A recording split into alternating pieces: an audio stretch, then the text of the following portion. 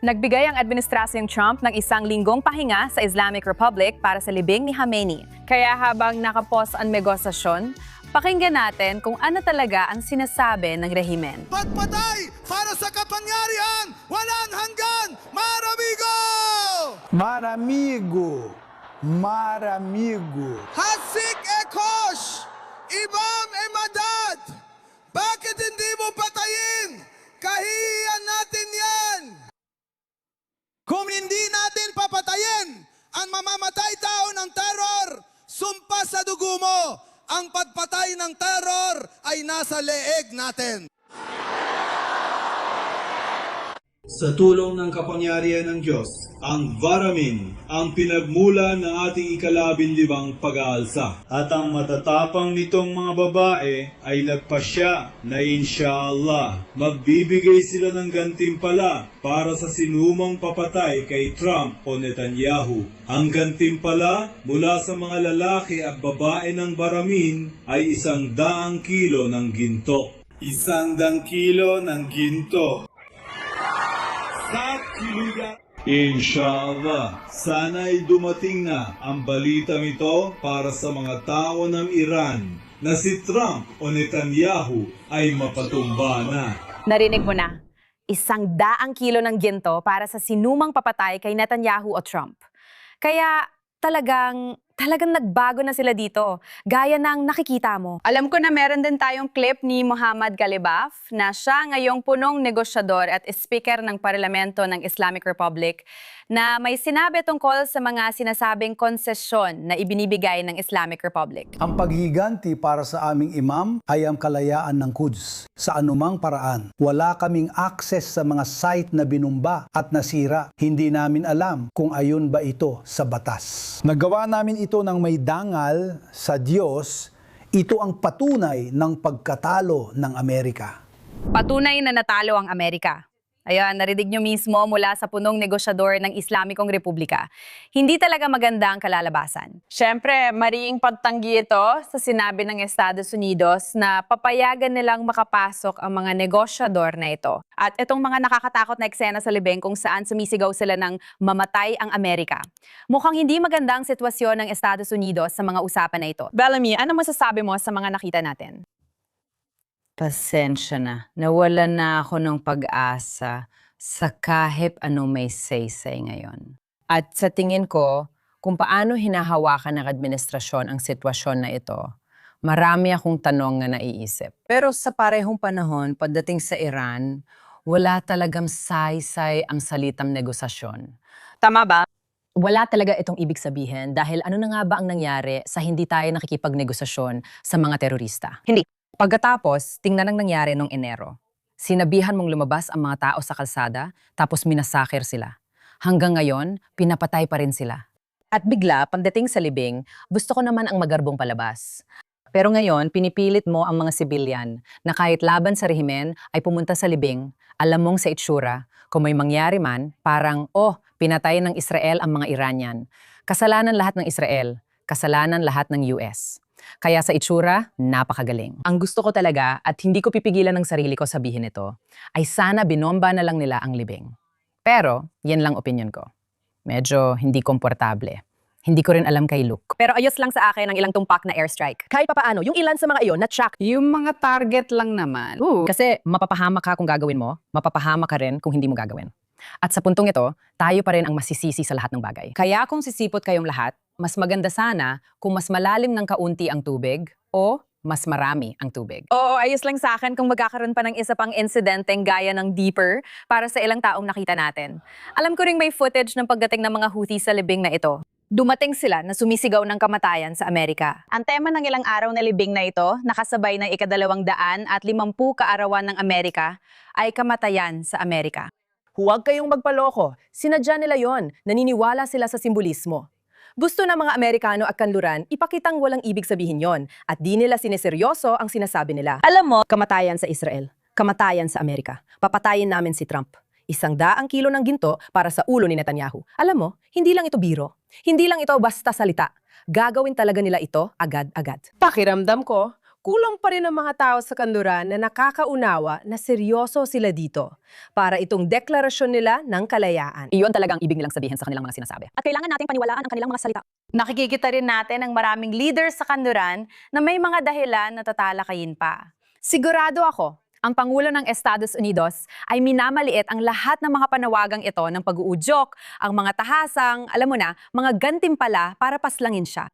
Siya, nakakabaliw talaga para sa akin ang mga nakikita natin, lalo na ang mga eksena sa libing. Nakakabigo na lantad ng totoo, pero ayaw pa rin tawagin ng mga tao ang isang bagay sa tunay nitong pangalan.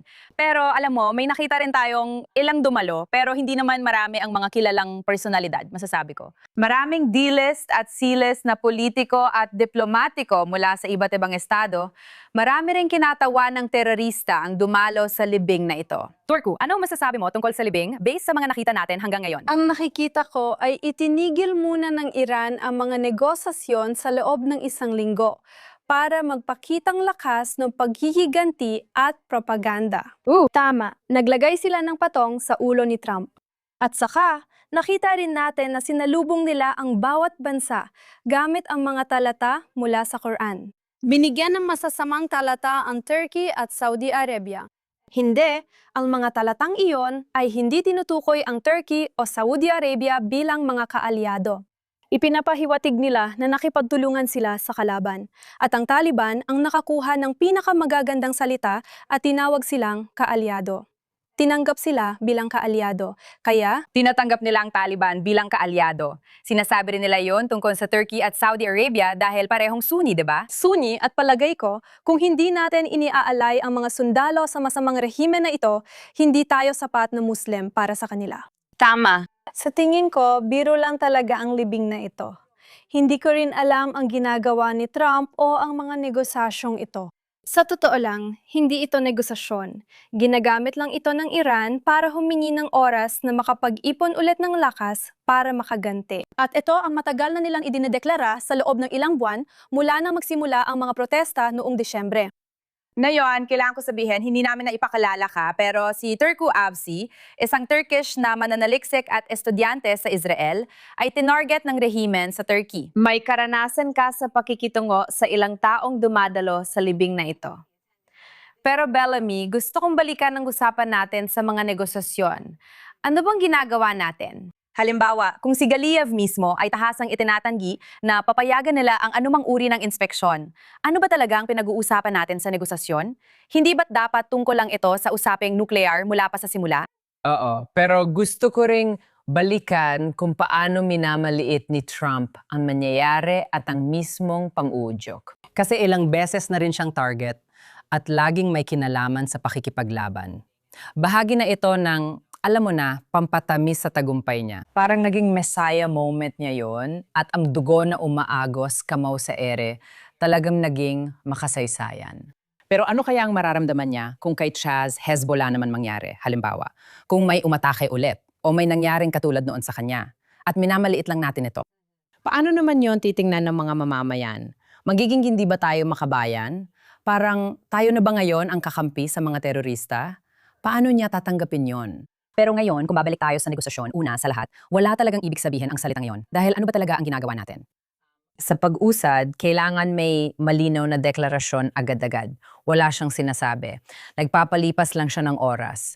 Paparating na ang midterms. Ang daming nangyayari ngayon. At pagdating sa base, hindi masaya ang base sa kanya. At ang base, tulad ng makita natin sa nangyari na sa mga kaliwa, pati na rin sa kanan, maraming tao ang talagang laban sa Israel.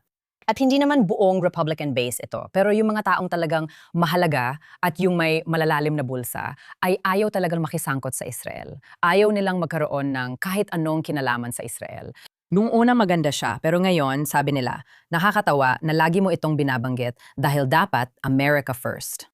Pero ano ang Amerika kung hindi kayang manindigan laban sa bantang ito sa pinakamakapangyarihang bansa sa mundo? Kung di mo kayang manindigan at magtakda ng malinaw na pamantayan sa kung ano ibig sabihin ng pagpuntirya kahit sa salita bilang Amerikanong mamamayan, hindi ko talaga nararamdamang ligtas ako.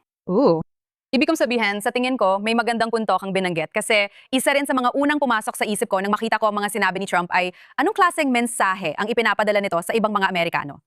Kalimutan na natin ang Israel, okay? Hindi mo gusto ang Israel? Sige, hindi mo gusto ang Israel. Anong mensahe ang napaparating nito sa ibang kaalyado ng Amerika at maliliit na demokrasya? Wala nang pakialam sa ginagawa ng Islamic Republic. Wala nang pakialam sa gagawin ng Russia, China, North Korea o ibang diktadurya. Ang presidente ng Estados Unidos, leader ng malayang mundo, ay walang gagawin. Hindi lang yon, paiikutin pa niya ang buong mundo at sasabihin sa kanila na ayos lang ang lahat kahit halatang hindi naman talaga ayos. Ibig ko sabihin, ewan ko, baka dahil sa midterms. Alam ko na kapag natalo siya sa House at Senate, sigurado mahirapan siya sa mga plano niya. Pero ang ibig kong sabihin, hindi pa yan mangyayari hanggang Nobyembre. Matagal pa yon, matagal pa talaga. At alam natin, habang tumatagal ito sa Islamic Republic, mas marami pang namamatay na tao. Araw-araw, may mga namamatay na Iranian. Ibig kong sabihin, Sosyana, ano ang opinion mo? Ano ba talaga ang nangyayari sa mga negosasyong ito? Ano ba ang layunin dito? Tama ka, maganda ang punto mo. Hindi lang basta kapag minamaliit natin ang banta ng rehimen ng Iran, tama? Kapag minamaliit natin at hindi tumutugon ng direkta, parang nilagyan natin siya ng patong, gaya ng ginawa nila, di ba? Kaya kapag hindi ka tumugon, dalawang bagay ang ginagawa mo. Una, minamaliit mo ang sarili mo, pero minamaliit mo rin ang bantang dulot nila.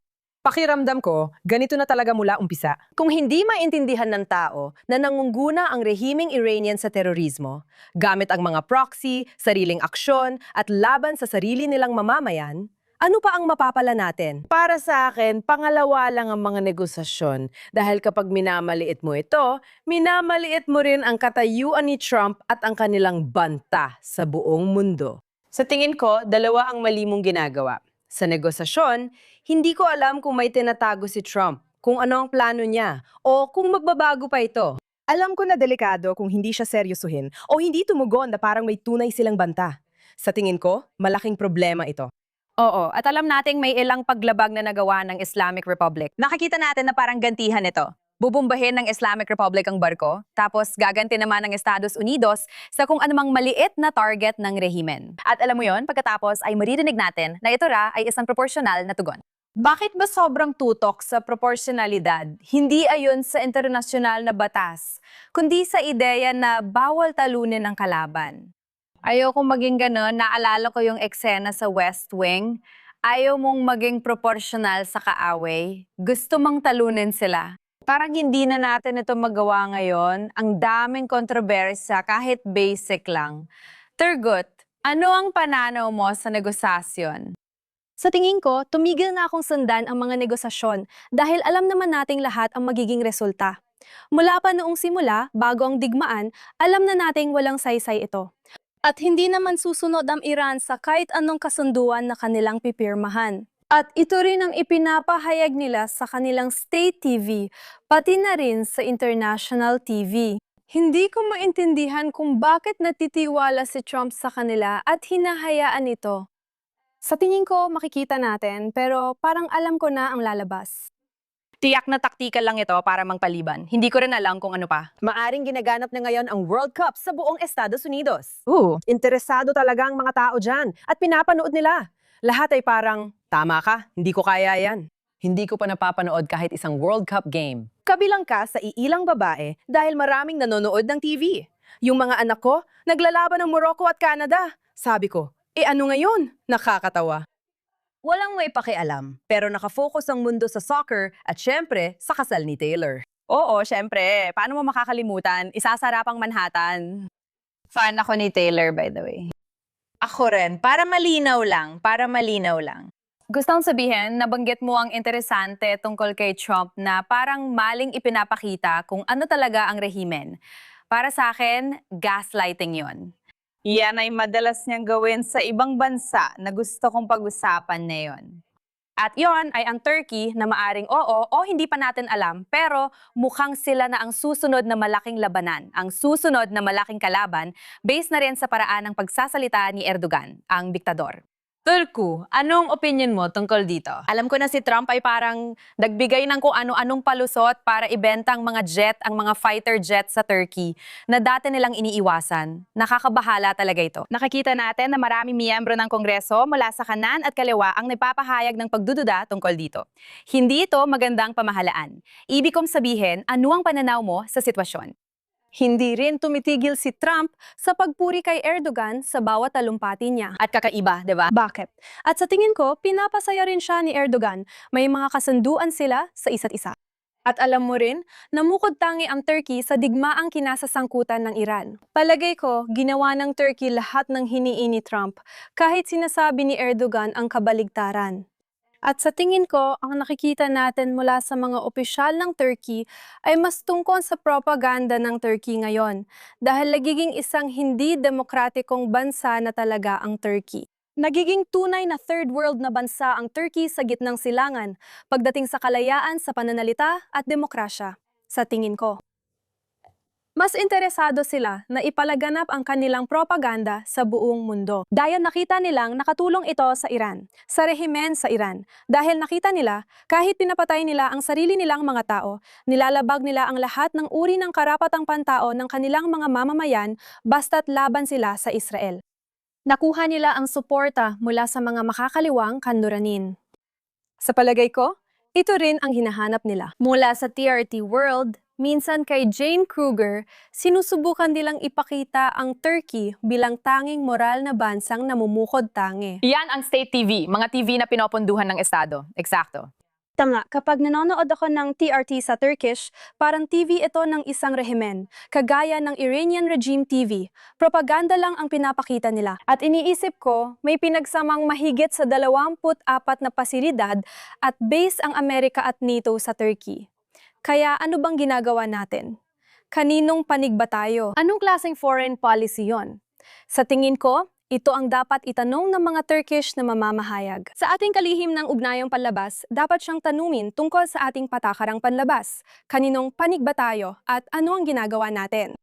At sa tingin ko, na yan ay puro propaganda na lang at parang pagpapaputi ng imahe ng kasalukuyang rehimen.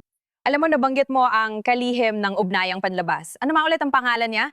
Hakan Fidan, ang kalihim ng ugnayang panlabas ng Turkey na nagbigay ng ilang kontrobersyal na pahayag. Meron talaga tayong video clip. Panurin natin. Hindi lang problema ng Turkey ang Israel. At hindi lang ito tungkol sa ating Panggulo. Ang Panggulo natin ay nagsasabi kung ano ang mali at tinutukoy ito ng tama. Mas mahusay pa siya kaysa sa orihinal na Aleman, di ba? It's better than the original German, you know. Parang isang app talaga. Parang ibang tao talaga. Sila ang problema. Kailangan makilahok ang buong sangkatauhan para masolusyonan ang problemang ito. Ibig kong sabihin, halatang-halata kung saan papunta ang ganitong pananalita. Natatawa ako na may kinatawan ng Turkiya na nagsasabing mas marami silang nagawa kaysa ibang bansa, pati laban sa Israel. Tulad ng sabi mo, sinusubukan pa rin nilang maglaro sa magkabilang panig. Oo. Oh, malinaw naman, ibig kong sabihin, parang Nazi na ang ganitong pananalita. Hindi ako naniniwala na hindi talaga nasangkot ang Turkey sa digmaan. May mga ulat na si Erdogan ay dumiretso kay J.D. Vance at sinabi, alam mo, pigilan mo itong lahat. May mga ulat na may tangkang papasukin ang mga Kurds, armasan sila, at gawing bahagi ng pag-aaklas. At sila, alam mo, ang Turkey ay parang talagang hindi, huwag ninyong gawin yan. Totoo man o hindi ko alam. Pero kung may usok, may apoy, at siguradong may nangyari. Hindi ako naniniwalang nanahimik siya. Hindi ako naniniwala, hindi. Hindi siya nanahimik, pero hindi niya sinuportahan ng Islamic Republic. Parang wala silang ginawa dahil gusto lang nila. Oo. Okay, paano? Yun ang kinatatakutan nila na gagawin nila, sa tingin ko. Kaya maswerte tayo na pinigilan lang nila. Sa tingin ko, oo nga. Oo. Sa tingin ko, ang pinakamatalinong gawin ng mga taga-Cyprus ay makipag-alyansa sa tamang mga tao para tunay nilang madekolonisa ang hilagang bahagi ng kanilang bansa na kasalukuyang pinapatakbo ng mga Turko. Ang pagsakop dito ay magpapadala ng isang napakalakas at makapangyarihang mensahe sa mga taong gusto nilang makasama sa isang mesa, na sila ang mga pandaigdigang terorista. Ooh. Ibig ko sabihin, napukol na naman natin ang galit ng rehimen ng Turkey sa pamamagitan ng pagkilala sa kasindak-sindak na Armenian genocide. Diyos ko, sana wag nating kilalanin ang massacre na naganap mahigit isang siglo na ang nakalipas. Pero alam mo, napakagarapal ng Turkey rito sa loob ng mga dekada mula nang mabuo ang modernong estado ng Turkey. Patuloy nilang itinatanggi at binubura ang ebidensya. Pero hindi naman masyadong nagpapakita ng matinding tugon ang rehime ng Turkey dito. Kapag may bansa na kumikilala sa Armenian Genocide, palaging sinasabi nilang puputulin ang relasyon at may mga konsekwensya. Pero matapos lang ng isang linggo, hindi na ito pinag-uusapan.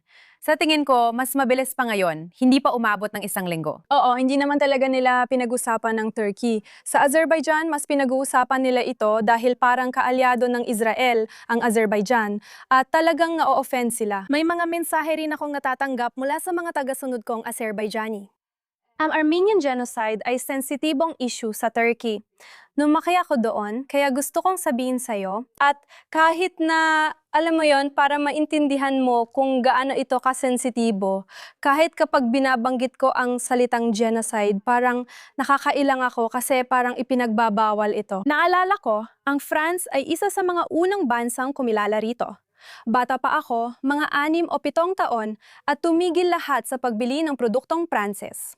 At talagang napaka-sensitibong issue nito. Pero ngayon, talagang tinitingnan ko lahat ng balita sa Turkey at iniisip ko, nalampasan na ba nila ito? Ooh! Ang interesting naman. Mabuti naman yon. Alam ka dati, naging krimen din yon. Bawal gamitan ng salitang genocide noon, pero unti-unti na silang lumuluwag tungkol doon. Hindi ako sigurado kung tatagal pa yon dahil kay Erdogan, pero tingnan na lang natin. Sige. Gusto ko nang magpatuloy sa isa sa mga paborito nating segment, ang mga bayane at mga walang hiya. Siyempre, magsisimula tayo sa mga walang hiya na hindi naman nauubos na yung linggo. Parang nitong mga nakaraang taon, hindi talaga nauubos ang mga walang hiya. Pero ikaw na ang mauuna. Pinayagan mo kami simula ng pagtalakay sa mga walang hiya ngayong araw. Turku, sino ang napili mo? Sa palagay ko, hindi na ito nakakagulat. Pinili ko ang foreign minister ng bansa ko, si Hakan Fidan. Mula, gaya ng ginagawa niya tuwing linggo, tinakot na naman niya ang Israel. Nagsalita siya laban sa Israel. Nakakalimutan niya na hinihintay ng mga Turko ang sagot niya sa libo-libong problema namin. At pinipipili lang niyang pag-usapan ang isang banta na hindi naman talaga umiiral. Simula Oktubre, 7 binantaan na nila ang Israel. Tuwing Biyernes, pagkatapos ng panalangin, nananawagan sila sa pagkawasak ng Israel. Pagkatapos, gumawa sila ng sigalot na hindi naman totoo. Nakalimutan pa niyang niladaan niya ang kasunduang pangkapayapaan sa hangganan ng Gaza. Ang kaligtasan ng Israel at ang pagdidisarma sa Hamas mula sa Gaza. Ngayon, sobrang nalilito ako. Nilagdaan niya yon katabi ni Trump. Magkatabi silang nakaupo at hindi kapanipaniwala. Nilagdaan niya ang kasunduan. Di ako sigurado kung aling Hakan Fidan ang dapat naming pagkatiwalaan bilang mga Turko. Si Hakan Fidan ba na nagbabantas sa Israel bawat linggo o si Hakan Fidan na tinitiyak ang kaligtasan ng Israel at nagdidisarma sa Hamas? Ngayon, pinapatira na rin natin ang Hamas at nagiging base sila.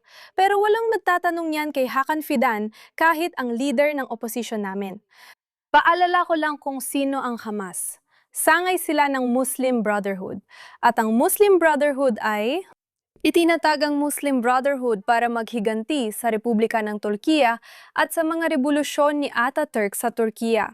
Dahil matapos itatag ni Ataturk ang isang sekular na konstitusyon, inalis niya ang kalipato. Pagkatapos niyang alisin ang institusyong ito, walang bansang Arabo o Muslim ang pumayag na muling itatag ito dahil wala na itong silbi. Nung panahong iyon, ang leader ng Muslim Brotherhood na si Hassan al-Banna ay lumihan ng Muslim Brotherhood upang manghiganti sa sekular na Republika ng Turkey. Ginagawa na nilang base ang Turkey para sa paghihigante. Nawawala na ang demokratikong makabagong Republika ng Turkey. Nagiging isang bansa ito na gugustuhin ng Muslim Brotherhood. At sa tingin ko, ito ang tunay na banta.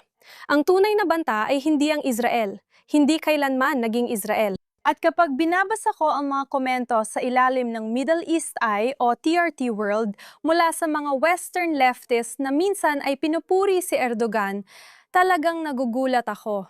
Literal na lahat ng mga kalaban niya ay nakakulong ngayon. Ooh! Sabi ko, okay, At dahil lang tutol siya, dahil lang binabantaan niya ang soberanya ng ibang bansa, kailangan na ba natin siyang purihin na yon? So naniniwala rin ako na ikaw ay tinakot din. Oo. Oo. Nakalimutan kong banggitin, ngayon, natural na lang. Isa kang babaeng laging hinahanap. Anong dahilan kung bakit ka napapahamak? Paulit-ulit na pambabastos kay Pangulong Recep Tayyip Erdogan. Sige, kolo-kolo, magaling. Palakpakan dyan. Malaking tagumpay yan, oo. Wow. Sige, Shayna, sino ang scumbag mo ngayong linggo? Mula sa isang magulong bansa papunta sa isa pang magulo rin. Ngayong linggo, pinupuna ko ang Democratic Party dahil naging katanggap-tanggap na usapan sa partidong iyon na problema ang pagiging Hudyo.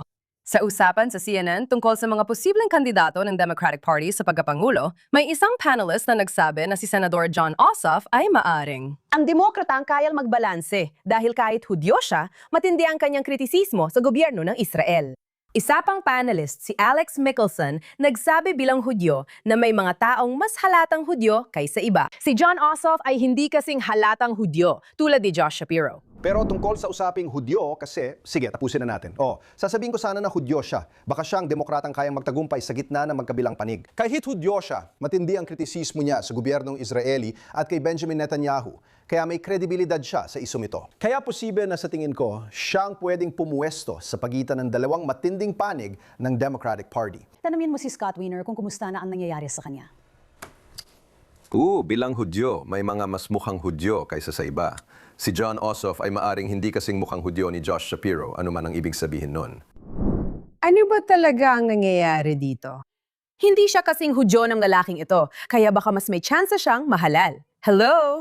Hindi pinag-uusapan ang politika o opinyon ng tao, kundi kung sapat ang laki o liit ng ilong nila para hindi sila maituring na Hudyo at mahalal. Masasabi mo ba ito sa ibang minorya? May magsasabi bang ang kandidatong Muslim ay di dapat masyadong Muslim o ang kandidatong itim ay di dapat masyadong itim? May naglakas loob na bang magsabi kay Elon na alisin ang hijab niya? O kay Tlaib na talikuran ang pagka-Palestino niya? Samantala, nakakalusot ang mga demokratikong kongresista sa pagtawag sa Israel na apartheid at hindi tahasang kinokondena ang terorismo ng Hamas. Ayos lang daw ito. Walang seryosong political analyst na nagsasabing dapat itago ng mga Muslim ang kanilang relihiyon para mahalal. Pero ang mga Hudyo lang ang inaasang patunayan na sila ang tamang Hudyo.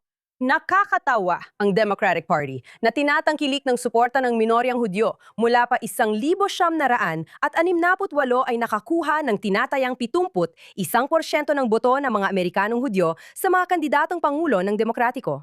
Ngayon, sa hindi malamang dahilan, tila ang pagiging Hudyo ay nagiging kapansanan sa partidong ito, isang malaking babala para sa Amerika. Alam na may alam sa kasaysayan na anumang nagsisimula sa mga Hudyo ay hindi nagtatapos sa mga Hudyo? Amerika, unti-unting nasisira ang iyong lipunan sa harap mo. Sa malayang lipunan, hindi solusyon na maging hindi ganong Hudyo ang mga Hudyo. Ang solusyon ay labanan ng antisemitismo na naging sanhi ng kabaliwang ito. Walang Amerikanong, anuman ang kanilang relihiyon, lahi o paniniwala, ang dapat sabihan na itago kung sino sila. Anuman ang panig mo sa politika, pakiusap ko na ituring mo itong babala na dapat pagtuunan. Kung nais mong iligtas ang Amerika, harapin ang put na ito. Marami pa kayong gagawin. Erica, may problema ka, girl.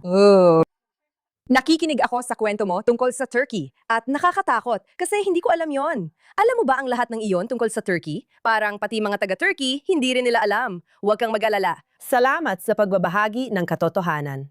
Sana magising din ang mga Amerikano. Oo, ako rin. Bellamy, sino scumbag mo ngayong linggo? Ang SABC, ang South African Broadcasting Corporation, dahil ngayong linggo, sa gitna ng mga xenophobic na pag-atake na nangyayari, binigyan ng hanggang Hunyo 30 ang mga banyagang mamamayan may 2 buwang abiso para lisanin ang bansa. Noong nakatira ako sa South Africa, ang taon na umalis ako ay 2008. Kung kailan nakita kong tumataas ang mga xenophobic na pag-atake hanggang sa nakakatakot na antas. At wala ito sa media, dahil hindi man lang ito nire-report sa loob ng bansa. Ngayon, ang SABC ay pagmamay-ari ng ANC na isang proxy ng rehimen ng Iran. Kung hindi pa rin alam ng iba kung paano pagsamahin ang lahat ng iyon, magugulat ako kasi parang Al Jazeera na rin ang pakbo nila ngayon.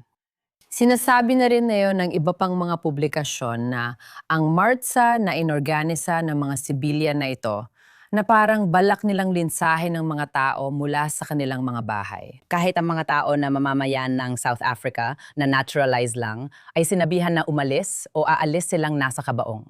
Kaya kung may banta na ganyan na nangyayari, kailangan nating alamin kung paano masisisi ang Israel. Dahil na yon, kasalanan na naman ng Israel. Ang ikinagalit ko doon ay yung namimiling galit ng lahat.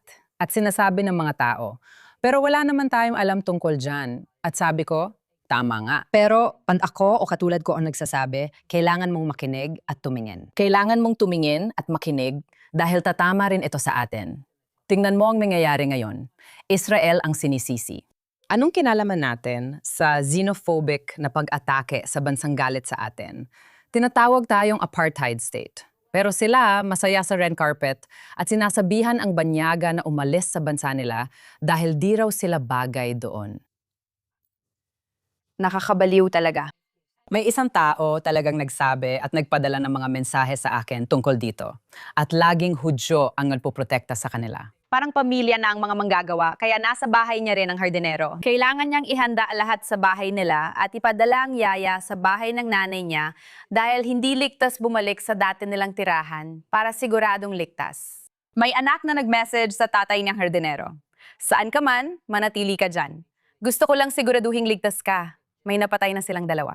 Hindi na pumasok ang SABC sa looban dahil hindi na kailangang malaman ng iba ang mga nangyari.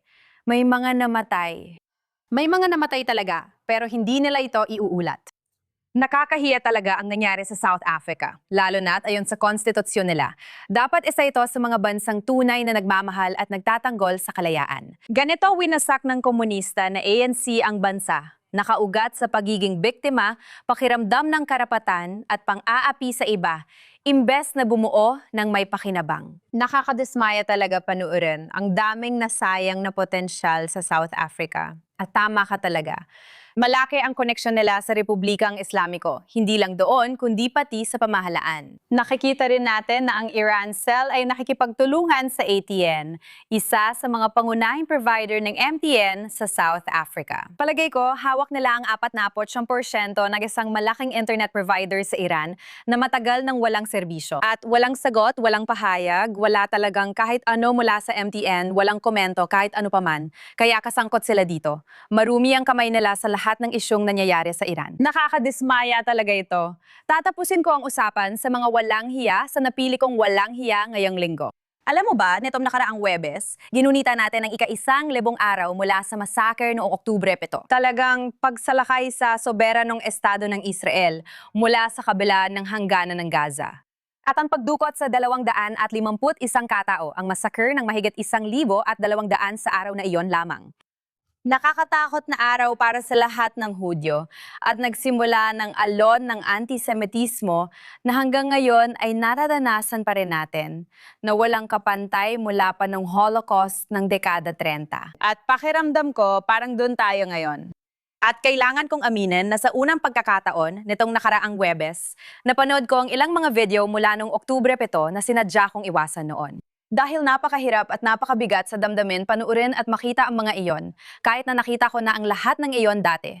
Napanood ko yon habang nangyayari. At syempre, iniulat ko rin yon sa balita. Ngunit sa totoo lang, ang pinaka nakaapekto sa akin ngayon ay hindi ang pag-review ng mga dating nakita nating footage. Ang talagang nakaapekto sa akin ay ang naging reaksyon na nakita natin mula sa panig ng mga Palestino at mula sa Free Palestine. Dahil ginamit ng kilusang ito, 1,000 araw mula ng salakayin ng Israel noong Oktubre, 7 para sabihing 1,000 araw na mula na magsimula ang genocide ng mga Palestino. Gusto kong ipaalam sa lahat na hindi agad tumugon ng Israel sa nangyari noong ika-7 ng Oktubre. Mula ika-7 ng Oktubre hanggang 27, walang ground operation o aksyon sa loob ng Gaza. Walang kahit sinong Israeli sa loob ng Gaza noong Oktubre 7, 6, 5 o 4. Maliban sa mga hawak nilang bihag noon na meron pa ring ilan kahit bago pa ang malaking pagdukot. Kaya kung titignan mo ang pangyayaring yon at sasabihin mong ito ang simula ng genocide ng mga Palestino, Napaka-insensitive at sadyang ignorante yon pagdating sa pag-unawa sa kasaysayan. At ipinapapakita talaga nito kung paano sinusubukan ng buong kilusan na ito ang Free Palestine Death Cult na baluktutin ang kasaysayan. Mula pa sa simula ng mga Hudyo, sinasabi nilang hindi talaga sila nagmula rito, na sila raw ay mga mananakop, mga Europeo na nakikialam o kung ano paman. Sa totoo lang, ang mga Arabo ang totoong dumating dito bilang mananakop. Pero hindi ibig sabihin nito na dapat o hindi dapat magkaroon ng estado. Ibang usapan na yon. Kung titignan ng kasaysayan, dito talaga nagmula ang mga Hudyo, hindi ang mga Arabeng Palestino. Iyan ay historical na katotohanan. Sa halip na kilalanin yon at makipagnegosasyon mula ron, paulit-ulit nating nakikita ang muling pagsulat sa kasaysayan. Hindi ito naiiba. Palagi nilang sinasabi na nagsimula ang genocide ng mga Palestino noong Oktubre 7. Pero sa totoo lang, ito ay tangkang genocide laban sa mga Hudyo at sa kanilang estado. Sawang-sawa na ako sa ganitong pagbabago ng kasaysayan at sa kawalan ng nagsasalita tungkol dito. At kung paano ito ay isang hindi kapanipaniwalang sampal sa mukha ng lahat ng nakaligtas sa masakher na ito, sa mga bihag na naibalik sa kanilang mga tahanan, sa mga sundalong lumaban sa karumal-dumal na mga taktikang jihadista na lumalabag sa karapatang pantao ng Hamas sa loob ng Gaza. Hindi kapanipaniwala, dagdag pa ito sa sakit na nararanasan na. At ako, sawang-sawala talaga ako dito. Kaya sa lahat ng sumusuporta sa layunin ng mga Palestino o nagsasabing nagsimula ang genocide noong nakaraang Huwebes o 1,000 araw nang nakalipas, sawa na ako sa inyo. Kayo ang mga walang hiya ko ngayong linggo. Talagang karapat dapat kayong mga walang hiya. Nakakatakot. Nakita ko ang ilan doon at sabi ko, hindi ko na talaga kaya ngayon. Hindi ko na kayang harapin to. Nakakatawa na talaga. Habang binabalikan ko ang libro ni Alicia Robbie, lalo akong nababahala dahil mahirap basahin ang pinagdaanan niya. Pero kahit ganon, mabait pa rin siya sa mga bumihag sa kanya, tinuturuan at kinakausap pa rin niya sila. At iyan ang sasabihin mo mula sa magandang pwesto mo sa Santa Barbara dahil alam mo, pangpapalaya sa tao. Ang Jan ay genocide. Hindi ko talaga matiis ang iba. Hindi ko kaya. Nakakatawa talaga. Hindi ko maintindihan paano mo kayang panoorin ang mga video ng Oktubre 7 at makitang may libo-libong Palestino taga-Gaza sa kalsada.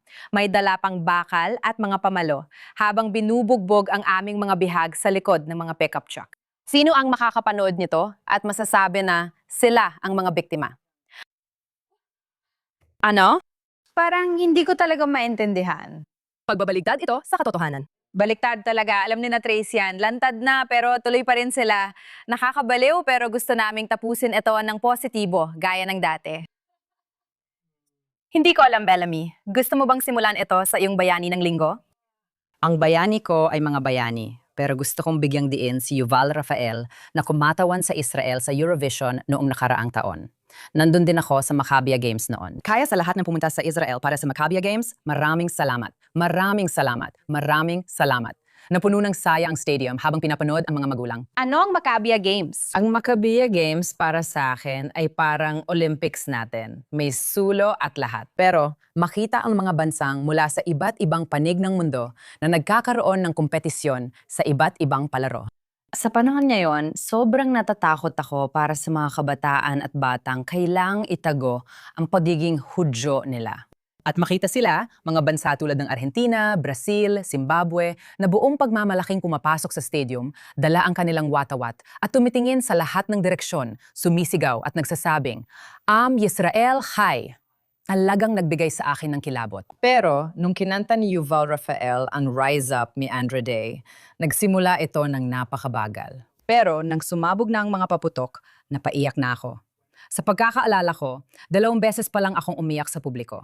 Nag-set ako ng alarm kung kailan titigil ang paniyak at ginagawa ko yon nang ako lang mag-isa. Pero bigla na lang ako napaiyak kasi sobrang proud ako na sa Israel ako, napapalibutan ng mga taong piniling pumunta sa Israel, gusto talaga nila. Talagang ipinagmamalaki nila ang pagiging Hudyo nila. Kahit na sa Israel, ginagawa pa rin nila ito kahit karamihan sa mundo ay galit sa atin.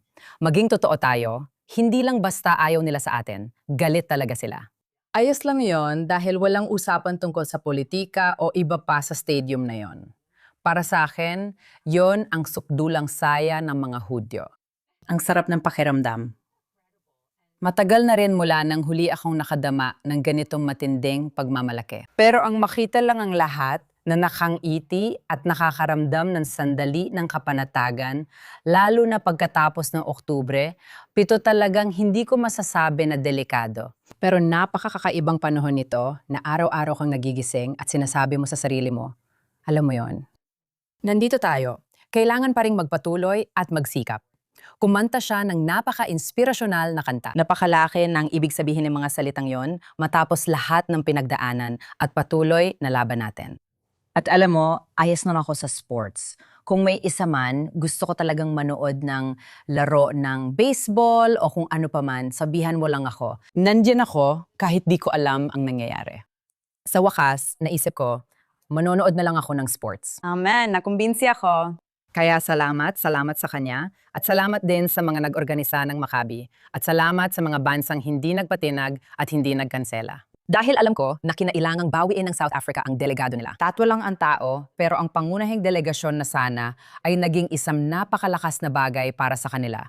Parang na-miss nila ang isang napakaganda at mahiwagang sandali. Wow. Wow. Hindi lang ikaw, pambihira rin si Rafael. Survivor din siya ng Nova at nakaligtas sa pagtatago sa ilalim ng mga bangkay sa death shelter. Nakakatakot ng mga eksena. Ibig ko sabihin, na-interview ko siya minsan at nahirapan talaga ako bilang tagapanayam. Iniisip ko, paano siya nananatiling kalmado ngayon? Pero talagang kahanga-hanga siya. Grabe. Ang lakas, tikas at tapang niya. Talagang kamangha-mangha. Oo talaga. Sa Shana, sino ang bayani mo ngayong linggo? Okay, medyo mabigat ang pipiliin kong bayani ngayon, mga babae. Humingi ako ng paumanhin, pero kailangan kong gamitin ang plataforma ko para maipaalam ito sa mas marami. Ang mga bayani ko ay ang mga Nigerian na nagsasalita para sa kanilang mga Kristiyanong komunidad na pinapatay at pinapaslang ng maramihan. Alam kong mahirap, pero gusto ko sana mapanood mo ito kasama ko. May kaunting video tayo ng mga nangyayari ngayon sa Nigeria. Ito ang pagbabalik ng, kung hindi ako nagkakamali, 15 deboto. Yung mga hindi pinatay sa kanilang simbahan ay dinukot at ikinulong ng 67 araw. May mga ulat ng pagpapahirap, gang rape at gutom. Pinanood ko ang video kaninang umaga at hindi na makalabas ng van ang mga babae nang nakakalakad mag-isa. At talagang nararamdaman ko na ang mundo ay may matinding damdamin, galit at puot tungkol sa genocide sa Gaza. At hindi ko iniisip na dapat gawing biro ang kahit anong digmaan at hindi dapat baliwalain ang kahit anong alitan. Pero nangyayari ito ngayon mismo sa mga itim na Kristiyano sa Africa at wala namang may pakialam. At may mga tao na desperado para sa atensyon ni Trump at desperado silang nananawagan sa Israel at kay Trump na iligtas sila. Sa tingin ko, panurin muna natin ito at pagkatapos ay pwede nating pag-usapan ng kaunti.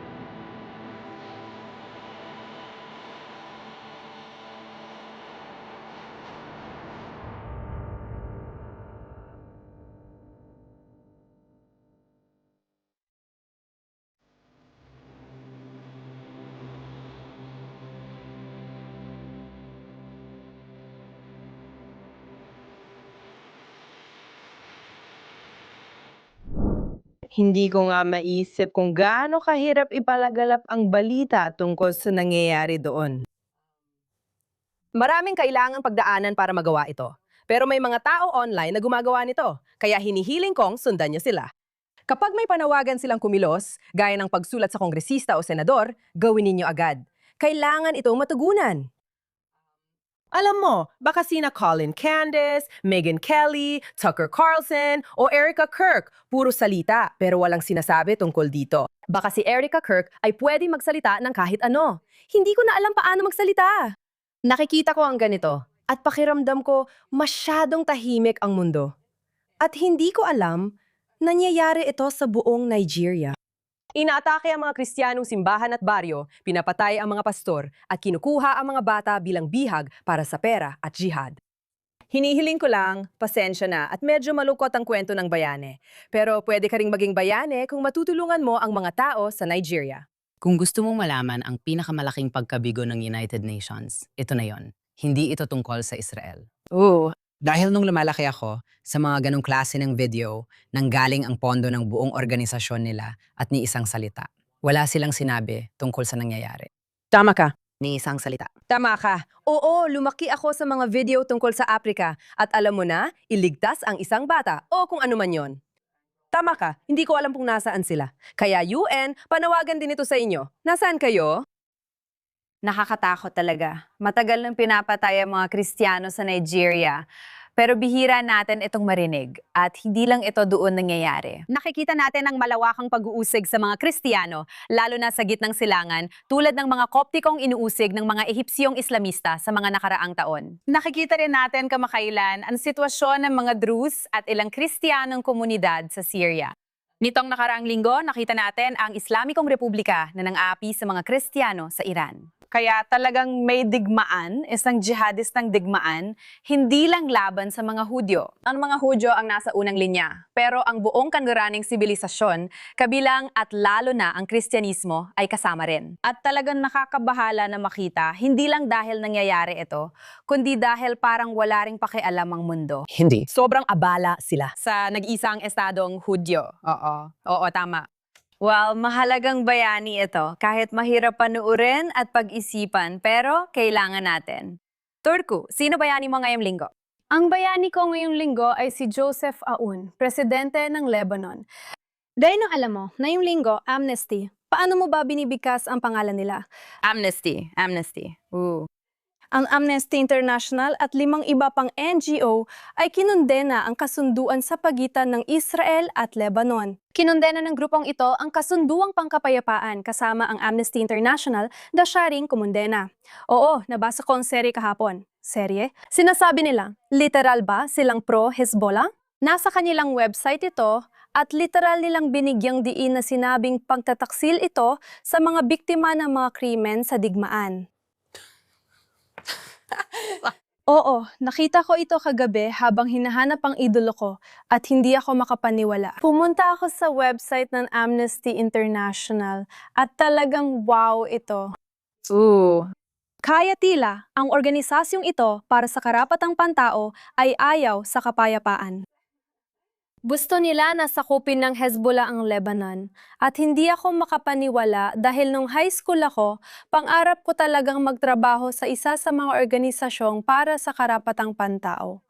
Bata pa ako noon at wala pa akong alam.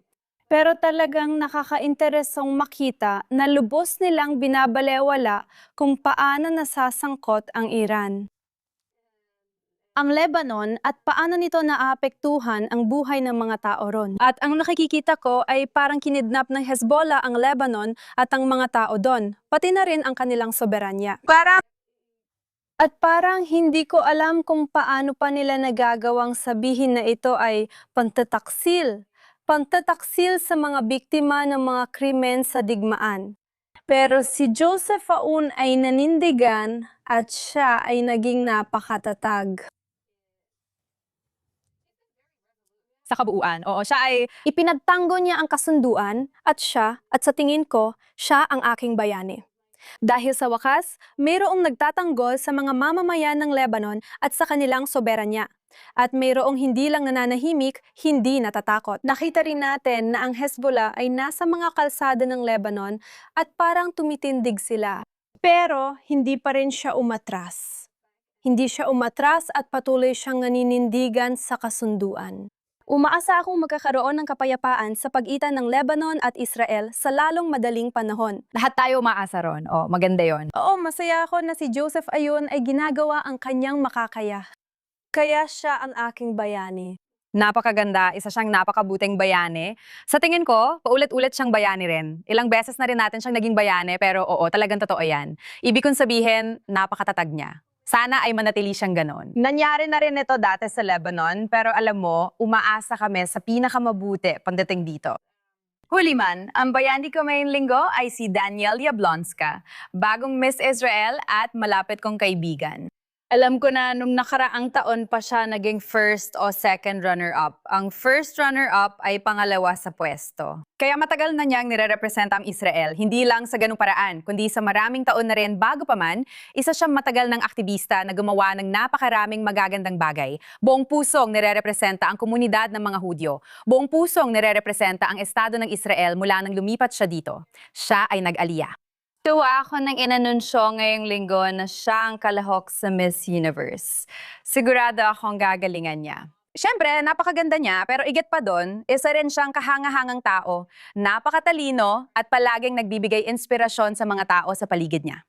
Isa siyang mahusay na tagapagbuklod para sa mga tao sa komunidad ng mga Hudyo at sa pro-Israel na komunidad. Congratulations, Kol HaKavod! Proud kami na ikaw ang aming representative. Alam naming mahusay mong re-representahan ang Israel at ang pandaigdigang komunidad ng mga Hudyo. Walang kasing saya na marinig na si Danielle Yablonska, ang bagong 2026 Miss Israel, kaya siya ang aking bayani ng linggo. Ang galing niya. Balang araw, dapat natin siyang gawing host dito.